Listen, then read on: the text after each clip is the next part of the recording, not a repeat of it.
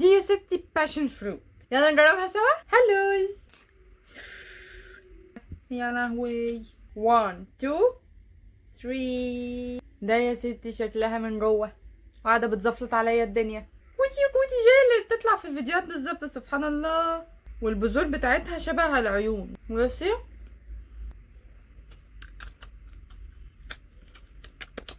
مزة شوية، هي ريحتها مانجا جدا بس طعمها مدي على مزازة البرتقال السفندي كده يعني، بس هي مبتطلعش في المعلقة يعني تاكلها كده.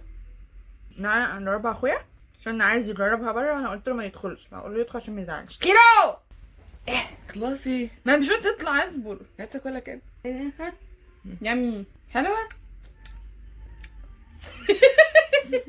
عايز المستفندي. صح؟ اه شم ريحتها. ريحة ايه؟ مستفندي برضه. لا ريحتها مش مستفندي. طب شم القشرة. يختي انت لون باظ. عارفه انت الفراوله بتتغسل فراولة ما تتغسل قبل ما تتغسل. قبل ما تتغسل. ما تديش مانجا مثلا. لا. خالص. خالص. انت كلت القش؟ ايوه هو حلو. كلت القش انت عملته ازاي كده؟ تصوري؟ ما بتصوريش الحمد لله. حلقة عامة ده. يا دي اللي حلوة قوي. ايه؟